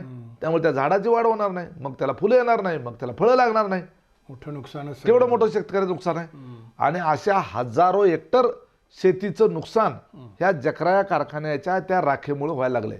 लोकांचं जीवनमान जे आहे ते प्रचंड मोठ्या प्रमाणावर अडचणीत आलेलं आहे आणि याच्याकरता ते राखेचा बंदोबस्त त्यांनी केला पाहिजे आहे. आणि हे करणं, हे केल्याशिवाय त्याला आपण त्या ठिकाणी आपण स्वस्थ बसणार नाही. त्याच्यामध्ये त्याला ते करायला आपण भागच पाडू. त्याच्यामध्ये नाहीतर त्याच्यावर दंडात्मक अशी मोठ्या प्रमाणावरची कारवाई प्रदूषण विभागाच्याकडनं मी करायला लावीन. वेळ पडली तर त्या कारखान्याच्या गेटवर मी उपोषणाला बसेन. परंतु हे प्रदूषणाच्या संदर्भामधलं घाण पाणी आणि राख ह्याचा विषय पुढच्या सीझनच्या आत त्या जकरायाच्या मालकाला मार्गी लावायला भागच पाडणार आहे. भाग पडणार. दादा, हे सगळे महत्त्वाचे मुद्दे आपण समोर आणताय जकरायाबाबत. असं असताना दुसऱ्यावर तुमच्यावर गेटकेन उमेदवार म्हणून एक आरोप होताना दिसतोय किंवा सातत्यानं ते बिंबवलं जातं आणि तुम्ही कारखाना बंद पाडणार हे देखील एक सर्वत्र चर्चा होताना दिसते किंवा तसा एक आरोप होतोय. दोन्ही प्रश्नाची उत्तरं देतो. आता राहिला गेटकेनचा प्रश्न. गेटके मी स्वतःच चॅलेंज दिलं होतं की मी नरखेड भागातनं बाहेर येतो, तुम्ही अनगर भागातनं बाहेर या. आता नरखेडमधून बाहेर जाऊन निवडणूक लढवायची म्हटल्यानंतर जिथं कुठं ओपन असेल तिथंच जावं लागेल ना. मी नरखेड माझा सुरक्षित मतदारसंघ सोडून कुरुलमध्ये का आलोय तर मी तुम्हाला चॅलेंज दिलंय. ह्याच्यातून मला मोहोळ तालुक्याला हे दाखवून द्यायचं आहे की राजन पाटलांनी अनगर सोडून काहीच बघितलेलं नाही. मागच्या 40 वर्षात अनगरच्या सोडून ह्यांनी पूर्ण मोहोळ तालुक्याला वंचित ठेवलं, विकासापासून वंचित ठेवलं. आणि त्याच्यामुळं त्या भागाचा हा विकासाचा अनुशेष भरून काढायचा तर आहेच, परंतु अनगरकरांना एक्सपोज करायचा आहे की त्यांनी अनगर सोडून दुसरं काहीच बघितलेलं नाही. कारण जर बघितलं असतं, या कुरुल भागाची काळजी घेतली असती, कामती भागाची काळजी घेतली असती, पेनूर भागाची काळजी घेतली असती, आष्टी भागाकडे लक्ष दिलं असतं, ह्या भागात लक्ष दिलं असतं तर हे कुठल्याही कोपऱ्यात जाऊन त्या ठिकाणी निवडणूक लढवू शकले असते. अहो, रोहित पवार नाही का तिकडे कर्जतला जाऊन निवडून आले. कारण अजितदादांनी सगळ्या महाराष्ट्रभर काम केलंय, पवार साहेबांनी महाराष्ट्रभर काम केलंय. कुठेही महाराष्ट्रात जाऊन ते निवडणूक लढवू शकतात. बरोबर आहे. आणि राहिला प्रश्न गेटकेनचा, बरोबर आहे. राजन पाटलांनी हे आरोप करायचा. ज्यांनी ढोबळे सर गेटकेन त्यांना मोहोळमधून आमदार म्हणून निवडून आणलं, ज्यांनी रमेश कदम मुंबईचा त्याला मोहोळमध्ये आणून आमदार केलं, ज्यांनी यशवंत माने इंदापूरचा त्याला मोहोळमध्ये आणून आमदार केलं, त्यांनी आम्हाला गेटकेन म्हणायचं. या मोहोळ तालुक्याला मागचे 3 टर्म आमदार ज्यांनी गेटकेन म्हणून लोकांनी आमच्या लादला त्यांनी आम्हाला गेटकेन म्हणायचं कारण काय. आणि राहिला प्रश्न सचिन जाधव जो आत्ता उमेदवार आहे ह्याचं मतदार यादीत नाव कुठं आहे. यार, सचिन जाधवाचं मतदार यादीत कुरुल मतदारसंघात नाव आहे का, मोहोळ तालुक्यात त्याचं नाव आहे का. याचं नाव आहे मंगळवेढ्याच्या नगरपालिकेमध्ये, मंगळवेढा तालुक्यात याचं नाव आहे. राहायला ते मंगळवेढ्यात आहेत आणि यांनी आम्हाला गेटकेन म्हणायचं. हे या ठिकाणी त्यांना तसा नैतिक अधिकार नाही. आणि लोकांना काय पाहिजे आहे, लोकांना काम करणारा माणूस पाहिजे, लोकांना त्यांचे प्रश्न सोडवणारा माणूस पाहिजे, लोकांना त्यांचे प्रश्न समजून घेणारा माणूस पाहिजे, लोकांना त्यांच्या भागाला पुढे घेऊन जाणारा माणूस पाहिजे, लोकांना त्यांना उपलब्ध असणारा माणूस पाहिजे, लोकांना त्यांच्या दुःखामध्ये समरस होणारा माणूस पाहिजे, त्यांचे दुःख जाणून घेणारा आणि त्या दुःखातून बाहेर काढू शकण्याची कुवत असणारा माणूस त्यांना पाहिजे. ते कारखाना बंदचं काय सांगाल मग असं. मुळात हा आरोपच खोटा आहे. मी कधीच म्हटलेलं नाही असं कारखाना बंद करतो. उलट हा कारखाना बंद करायला षडयंत्र केलं होतं राजन पाटलांनी. मी जे आता तुम्हाला या प्रदूषणाच्या संदर्भातले जे गोष्टी सांगितल्या त्याच्या संदर्भानं राजन पाटलाची माणसं हे सचिन जाधव याच्या विरोधात वेगवेगळ्या ठिकाणी कोर्टामध्ये किंवा प्रदूषण नियंत्रण मंडळाकडं तक्रारी करणारी जी माणसं आहेत ती माणसं कोणाची आहेत? आता सचिन जाधवांना माझं चॅलेंज आहे की सचिन जाधव यांच्या विरोधामध्ये जेवढ्या तक्रारी वेगवेगळ्या खात्याकडं, वेगवेगळ्या डिपार्टमेंटकडं, प्रदूषण नियंत्रण मंडळाकडं, पर्यावरण विभागाकडं जेवढ्या तक्रारी झाल्यात राज्य स्तरावरच्या, केंद्र स्तरावरच्या, ते करणारे जे लोक आहेत ही लोक कोणाची माणसं आहेत? त्याच्या विरोधात ज्यांनी ज्यांनी तक्रारी केल्या ती सगळी राजन पाटलाची माणसं आहेत. ती सगळी राजन पाटलाच्या पार्टीची माणसं आहेत. मग जकरा या कारखाना कोणाला बंद पाडायचा होता? बरोबर. जकरा या कारखाना हा राजन पाटलाला बंद पाडायचा होता आणि त्याच राजन पाटलाच्या नेतृत्वामध्ये तुम्ही निवडणूक लढवताय. आणि हे मी जे बोलतोय हे जर खोटं असेल तर सचिन जाधवांनी पुन्हा एकदा जकरायाच्या मूर्तीवर हात ठेवून शपथ घ्यावी आणि राजन पाटलांनी देखील अनगर सिद्धाच्या पिंडीवर हात ठेवावी आणि शपथ घ्यावी की हे मी जे बोलतोय ते खोटं आहे. आणि मी माझ्या सिद्धेश्वराच्या आणि जकरायाच्या मूर्तीवर हात ठेवून शपथ घ्यायला तयार आहे की उलट राजन पाटील हा कारखाना बंद पाडायला निघाले होते आणि तो बंद पडणारही होता. त्या कारखान्याला सील ठोकलं जाणार होतं. त्यावेळेला सचिन जाधवांनी मला फोन केला होता. मला फोन केला होता सचिन जाधवांनी की राजन पाटील माझा कारखाना सील करायला चाललेला आहे आणि आता माझी कारखान्याला 2 आठवड्याच्या आत सील होऊ शकतो, माझा कारखाना बंद पडू शकतो. आणि हे सगळं षडयंत्र केलं होतं राजन पाटलांनी. मी अजितदादाकडनं फोन केला. बिचारे आज अजितदादा हयात नाही आहेत आपल्यात, परंतु त्या अजितदादाचे सचिन जाधव जरा तरी उपकार माना की तुमचा कारखाना बंद पडायला लागलेला त्या अजितदादांनी वाचवला. आणि अजितदादाला उमेश पाटलांनी सांगितलं तेच आज आरोप करा. आणि त्यांना असं सांगितलं की राजन पाटलाला मोहोळमधला कुठलाच कारखाना चालू द्यायचा नाही, फक्त लोकनेते फक्त चालू ठेवायचा आहे, बाकी सगळे बंद करायचेत. आणि तो जकरायाच्या विरोधामधल्या ज्या तक्रारी होत्या ज्या कशाच्या संबंधित होत्या? पर्यावरणाच्या संबंधित होत्या, त्या घाण पाण्याच्या संबंधित होत्या, त्या राखेच्या संबंधित होत्या. अजितदादाला मी असं सांगितलं की त्यांना एक 5-6 महिन्याची मुदत देऊन या सगळ्या उपाययोजना करायला लावा. कारखाना बंद करणे हा उपाय नाही. कारखाना वाचवण्याचा कारखाना चालू राहायला पाहिजे, कारण शेतकऱ्याचा तिथं ऊस जातो आणि तो ऊस गेल्यामुळं शेतकऱ्याला त्या ठिकाणी जवळचा कारखाना असल्यामुळं शेतकऱ्याला त्या ठिकाणी त्याचा ऊस जाऊन त्याला जे पैसे मिळणार आहेत किंवा त्याला त्याचा मोबदला मिळणार आहे ते कुठंतरी तो अडचणीत यायला नको.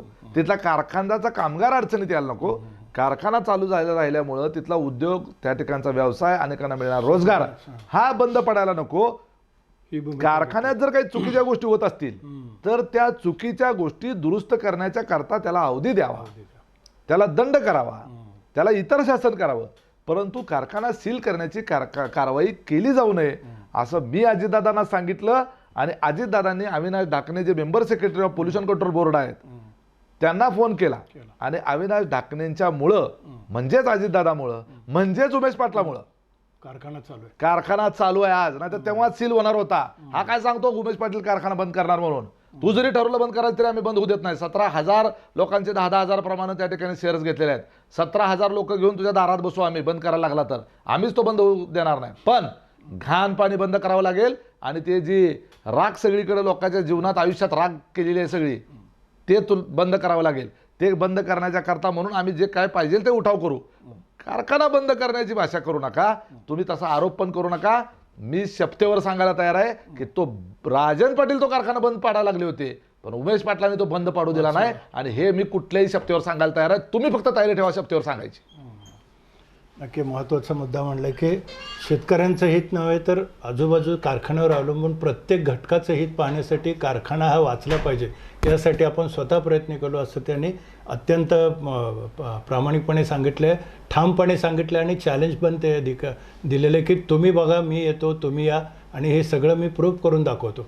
दादा अजून एक महत्त्वाचा प्रश्न या ठिकाणी की जयंती उत्सव आपण सोलापूर शहर जिल्ह्यात बघतो की मोठ्या प्रमाणात साजरे होतात आणि त्यात एक वेगळा उत्साह असतो. अनेक घटक एकत्र येत असतात, अनेक समाज उत्सव साजरे करतात.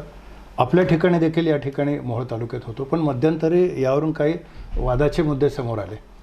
काय नेमकं कसं बघताय? नाही, काय झालं आमच्याकडं त्या अजिंक्य राणा पाटलाच्या वाढदिवसाच्या निमित्तानं एक विषय समोर आला. त्यांच्या वाढदिवसाच्या निमित्तानं अनेक लोक सत्कार करायला त्यांच्याकडे गेली आणि त्यांना जो सत्काराच्या करता जो हार घातला, सत्कार करण्याच्या करता तोच हार, वापरलेला हार छत्रपती शिवाजी महाराजांच्या मूर्तीला तिथं त्यांनी घातला. त्यांच्या अनगरमध्ये गावात शिवाजी महाराजांची एक मूर्ती आहे, पुतळा आहे, आणि त्या पुतळ्याला स्वतःला घातलेला हार तो हा शिवाजी महाराजांना घातला. हा एक प्रकारे शिवाजी महाराजांचा अपमान आहे आणि ते फोटोमध्ये आणि ह्याच्यामध्ये क्लिअर दिसत होतं. ते म्हणले तो नाही, तो हार वेगळा आहे, हार वेगळा आहे. मग CCTV फुटेज दाखवा. नगरपंचायतीच्या बाहेर CCTV लावलेला आहे ना, मग ते CCTV फुटेज जाहीर करा ना. त्या पूर्ण वाढदिवसाच्या दिवसाचे दिसेल ना, त्याच्या गळ्यातला हार नेमका कुठं कुठं प्रवास करत कुठं कुठं कसा गेला ते. मग नंतर यांनी काय केलं, आम्ही शिवजयंती किती उत्साहात साजरी करतो ह्याचे व्हिडिओ व्हायरल केले. अरे पण कधी करता साजरी? 19 फेब्रुवारीला करता का? ह्या महाराष्ट्राला मोहोळ तालुक्याला कधी समजावून सांगाल का? 19 फेब्रुवारी ही शिवजयंतीची आपली तारीख आहे. मग 19 फेब्रुवारीला अनगरमध्ये शिवजयंती का साजरी होत नाही? पूर्ण मोहोळ तालुक्यात, सोलापूर जिल्ह्यात, महाराष्ट्रात, एवढंच काय जगभरामध्ये 19 फेब्रुवारीला शिवजयंती साजरी होते. अनगरमध्येच का साजरी होत नाही? कारण 19 फेब्रुवारी रोजी राजन पाटील यांचे वडील म्हणजेच लोकनेते बाबुराव अण्णा पाटील यांचं निधन झालं. लक्षात येतंय? लोकनेते बाबुराव अण्णा पाटील यांचं निधन झालं म्हणजे माझा बाप ज्या दिवशी मेला त्या दिवशी तुम्ही शिवजयंती साजरी करणार काय? त्या दिवशी कुणालाही उत्सव साजरा करण्याचा अधिकार नाही. म्हणजे स्वतःच्या पाटील खानदानाला छत्रपती शिवाजी महाराज भोसल्यांच्या खानदानापेक्षा मोठं समजणारा हा माजुरा पाटील आहे. शिवजयंती सुद्धा त्या ठिकाणी गावातल्या लोकांना साजरी करू द्यायची नाही. म्हणजे शिवाजी महाराजांची जयंती साजरी करायला विरोध करणारा हा अनगरचा पाटील, म्हणून आमचा त्याला विरोध आहे. आणि त्याच्या नेतृत्वाखाली हे सगळे आज भारतीय जनता पार्टीचे उमेदवार निवडणूक लढत आहेत. नुसतं शिवजयंतीचाच मुद्दा नाही आहे. 1 ऑगस्ट रोजी अण्णाभाऊ साठेंची जयंती असते, 1 ऑगस्ट रोजी, आणि त्याच दिवशी बाबुराव अण्णांची पण जयंती असते. आता कसा महापुरुषांचा योगायोग आला यांच्या बाबतीत मला माहीत नाही, परंतु 1 ऑगस्ट रोजी अण्णाभाऊ साठेंची जयंती आणि त्याच दिवशी बाबुराव अण्णांची जयंती. बाबुराव अण्णांच्या जयंतीच्या मोठ्याल्या जाहिराती देतात पेपरला, तिथंच अण्णाभाऊ साठेंच्या पण जयंतीचं देता आलं असतं ना. बाबुराव अण्णांची जयंती जशी साजरी करता तशी अण्णाभाऊ साठेंची जयंती साजरी करतात का तुम्ही लोक?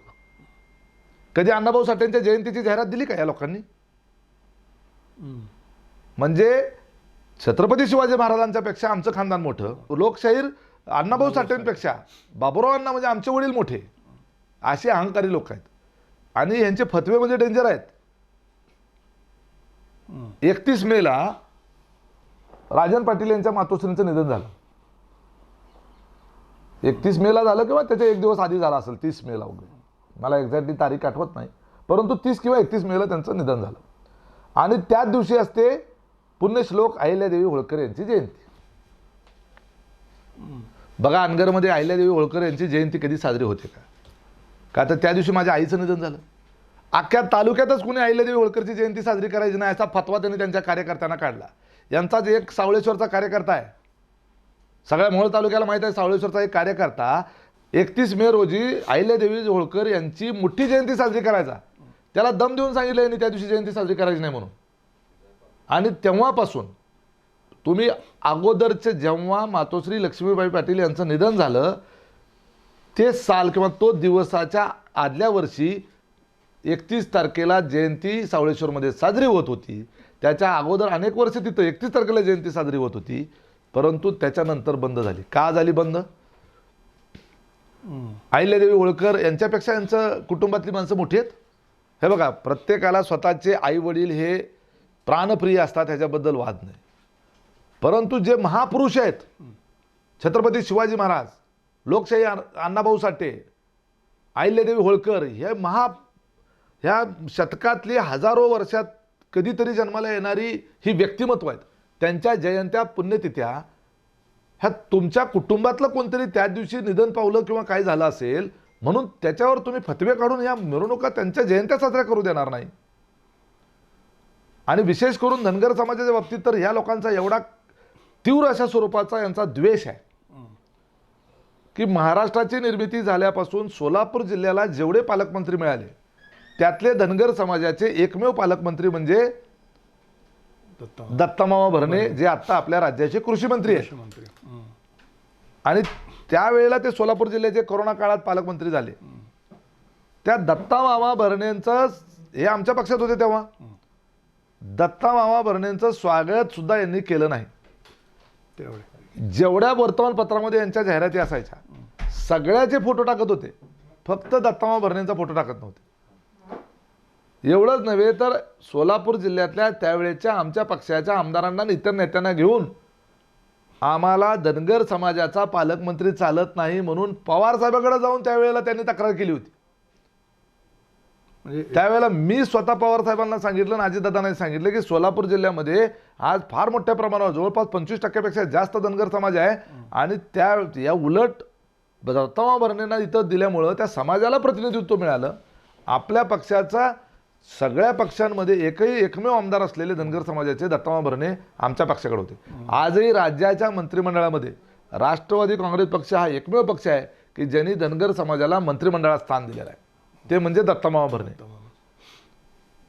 या लोकांनी दत्ता भरणेंचा पालकमंत्री पदावरून काढण्याचा प्रयत्न केला. पूर्वी विजयसिंह मोहिते पाटील पालकमंत्री होते, त्यांचा फोटो मोठाला टाकत होते, त्यांना लोटांगण घालून घरी जेवायला फिवायला बोलवत होते. आर आबा पालकमंत्री होते, त्यांचाही मोठा फोटो टाकत होते, त्यांनाही घरी जेवायला बोलवत होते. त्यानंतर सोपलसाहेब पालकमंत्री होते, ढोबळे सर पालकमंत्री होते, हे सगळे यांना चालत होते. नंतर भाजपचे झालेले चंद्रकांत पाटील पण यांना चालत होते, त्यांनाही घरी बोलवलं. दत्ता मामाच दत्ता मामा भरणे फक्त चालत नव्हते. दत्ता मामा भरणेंना ना कधी घरी बोलवलं ना दत्ता मामा भरणेंचा कधी यांनी पेपरमध्ये जाहिरातीत फोटो टाकला. उलट त्यांना काढून टाकण्याच्या करता सगळी षडयंत्र या लोकांनी केली. हे केवळ फक्त धनगर समाजाबद्दल यांचा असलेला आकस आणि द्वेष, हे एका घटनेपुरतं आपण राजकीय व्यक्तिमत्व म्हणून आपण एक वेळेस बाजूला ठेवू. मोहोळला एक तहसीलदार म्हणून शोभा पुजारी नावाची एक धनगर समाजातल्या अधिकाऱ्याची नियुक्ती झाली. शासनाकडनं आदेश आले, त्यांनी जॉईनिंग होण्याच्या करता कलेक्टरला पत्र दिलं, परवानगी द्यावी. यांनी सत्तेचा गैरवापर करून जिल्हाधिकाऱ्यांवर दबाव आणून त्या शोभा पुजारी यांना तहसीलदार म्हणून या ठिकाणी जॉईनच होऊ दिलं नाही. 2 महिने त्या ठिकाणी ती मुलगी प्रयत्न करत होती तहसीलदार म्हणून जॉईन व्हायसाठी. शोभा पुजारी ह्या ज्या तहसीलदार मोहोळ तालुक्याला तहसीलदार म्हणून राज्य शासनाच्या आदेशानुसार आल्या, त्यांना इथं जॉईन होऊ द्यायचं नाही. ह्याचं मागचं कारण काय? केवळ फक्त धनगर समाजाची तहसीलदार माझ्या तालुक्यात नको, हा त्या समाजाबद्दलचा असलेला आकर्ष द्वेष. एका बाजूला अहिल्यादेवी होळकर यांची जयंती गावात साजरी करू द्यायची नाही का, तर माझी आई त्या दिवशी वारल्या. तालुक्यामध्ये इतरांना साजरी करू द्यायची नाही का, तर त्या दिवशी माझी आई वारल्या. दुसऱ्या बाजूला एक धनगर समाजाची तहसीलदार आलेल्या मुलीला विरोध करायचा, धनगर समाजाचा पालकमंत्री त्याला देखील विरोध करायचा. मग या मोहोळ तालुक्यामध्ये वेगवेगळ्या समाजाचे तहसीलदार झाले, इतर समाजाबाबतीत काही तसं केलं नाही यांनी, केवळ फक्त धनगर समाजाच्या बाबतीमध्ये हा आकस. आणि मग काय करायचं की जे ह्यांचे लाभार्थी काही माणसं आहेत त्या माणसांना कुठली तरी पदं द्यायची तालुक्यातली, मार्केट कमिटीचे सभापती किंवा उपसभापती असं कोणाला तरी करायचं आणि मग दाखवायचं सिम्बॉलिक स्वरूपात, बघा आम्ही कसं धनगर समाजाला नेतृत्व देतो, प्रतिनिधित्व देतो. हे फक्त यांच्या काही तुकड्यांवर असलेले जे लोक आहेत त्यांच्या पुरतंच. बाकी तालुक्यातला सगळा इतर जो समाज आहे, धनगर समाज जो आहे, सर्वसामान्य शेतकरी वर्गामध्ये असलेला जो धनगर समाज आहे, त्याच्यावर मात्र अन्याय अत्याचार करायचा. मग निवडून अशा आल्यावर पद्धतीचं धोरण आहे यांचं. निवडून आल्यावर तुमची भूमिका कशी राहणार आता? सर्व माझ्या बाबतीमध्ये कोण असा आरोपच करत नाही, माझ्यावर डागच नाही कसला. मुळात माझी जडणघडण जे मी मगाशीच तुम्हाला सांगितलं, मी 14 वर्ष हॉस्टेलला राहिलो. दरवर्षी मला कुठल्या ना कुठल्या वेगळ्या समाजाचा माझा रूम पार्टनर असायचा. एकमेकाचे कपडे आम्ही धुवायचो, एकमेकाच्या डब्यात आम्ही जेवायचो, एकमेकाचे आलेले डबे आम्ही खायचो, हाताने कधी कधी स्वयंपाक करायचो. एक जण चपात्या करायचा तर एक जण भाजी करायचा, एक जण भांडी धुवायचा. म्हणजे भाकरी थापायला उमेश पाटील असेल तर भाजी करायला धनगर समाजाचा असेल, भांडी धुवायला वंजारी समाजाचा असेल, अशी आमची सगळी, काही वेळेला मुस्लिम समाजाचा असेल. एवढं आमच्यामध्ये एकोपा होता आणि त्यामुळं आमच्यामध्ये तसा जाती आणि धर्माच्या संदर्भातला भेद आमच्या संस्कारातच आला नाही कधी. कारण आम्हाला माझ्या जीवाला जीव देणारे मित्र जे आहेत हे सगळ्या वेगवेगळ्या समाजाचे माझ्या आयुष्यभराच्या कालखंडामध्ये मला मिळाले आणि त्याच्यामुळं मला जातीचा धर्माचा स्पर्श हा माझ्या व्यक्तिमत्वाला कधीच होऊ शकला नाही. आणि त्यामुळं हे जे काही ज्या पद्धतीने वागतात, इतके घाणेरडे यांचे दृष्टिकोन आहेत, यांनी ज्या संदर्भात बोलू नये, परंतु महिलांच्या संदर्भानं सुद्धा घाणेरडी कामं करत असताना केवळ फक्त धनगर समाजाच्या मुली आणि महिलांच्या बाबतीतच यांचा हीन दृष्टिकोन ह्या संपूर्ण तालुक्याच्या नाकावर टिचून आम्ही कसं त्या समाजाला काय जागा देतो, आमच्या लेखी कुठल्या ठिकाणं आहे त्यांचं, हे दर्शवण्याचा प्रयत्न केला. तालुक्यातल्या लोकांना मला काय म्हणायचं ते नक्की समजत असेल. आता निकालानंतरचं चित्र कसं असेल, कसं पाहताय तुम्ही याकडे? मोहोळ तालुक्याचा निकाल जो आहे तो ह्या तालुक्याला भविष्यकाळाची दिशा देणार असेल. बरं. या तालुक्याला दहशतीतून मुक्त करण्याच्या करता आणि या तालुक्याला विकासाच्या दृष्टिकोनातून पुढे घेऊन जाण्याच्या करता पहिल्यांदा गरज काय होती, तर या तालुक्यातल्या सत्ता कारणामधून या लोकांना बाजूला करण्याची गरज होती. मोहोळच्या जनतेनं पहिल्यांदा विधानसभेमध्ये बदल घडवून दाखवला. आम्ही 23 नोव्हेंबर हा स्वातंत्र्य दिन म्हणून तालुक्यासाठी साजरा करतो. देशाला स्वातंत्र्य मिळालं 15 ऑगस्टला 75 वर्षापूर्वी, परंतु मोहोळ तालुक्याला 23 नोव्हेंबर 2024 रोजी स्वातंत्र्य मिळालं, ज्या दिवशी मोहोळचा आमदार राजन पाटलाचा आमदार पराभूत झाला आणि आमच्या विचाराचा आमदार निवडून आला. इथं पक्ष आणि पार्टी हा काही भानगड नाही. इथं दोनच पक्ष आहेत, एक राजन पाटील पक्ष आणि एक दुसरा आहे तो राजन पाटील विरोधी पक्ष. मग चिन्ह वेगवेगळे असतील आमचे, परंतु इथं दोनच पक्ष. आताही भारतीय जनता पार्टी विरुद्ध राष्ट्रवादी पार्टी किंवा शिवसेना असं नाही आहे. राजन पाटील पार्टी विरुद्ध आम्ही सगळे असंच आहे. त्यांनी पक्ष जरी बदलला असला तरी ते नावालाच आहे, पार्टी राजन पाटलाचीच आहे. त्यामुळं मोहोळ तालुक्याचा मतदार जो आहे तर तो एक तर राजन पाटला या पार्टीला मतदान करेल, ना तर आमच्या पार्टीला मतदान करेल. मग आमचं चिन्ह घड्याळ असेल, आमचं धनुष्यबाण असेल, आमचं तुतारी असेल, त्यांचं कमळ आहे. खुली चर्चा या कार्यक्रमात आपण आताच पाहिलं की कुरुल जिल्हा परिषद गटाचे अधिकृत उमेदवार राष्ट्रवादी काँग्रेसचे जिल्हाध्यक्ष आणि राज्याचे प्रवक्ते उमेश पाटील यांनी अत्यंत स्पष्टपणे आपली भूमिका मांडलेली आहे. विकासाचा अजेंडा काय असणार आहे, कशा पद्धतीने त्यांनी आतापर्यंत स्वर्गीय अजितदादा यांच्या माध्यमातून निधी आणला आणि यापुढे देखील कशा पद्धतीनं मोहोळ तालुक्याचा विकास ते करणार आहेत, कुरुल जिल्हा परिषद गटाचा विकास ते कशा पद्धतीने करणार आहेत, सगळीच भूमिका त्यांनी स्पष्टपणे मांडताना जे काही चुकीचं चाललं आहे, मग तो जकरा कारखाना असो किंवा अनगरकरांचं जे काही चुकीचं चाललं आहे ते देखील त्यांनी अत्यंत स्पष्ट आणि निर्भीडपणे सांगितलं आहे.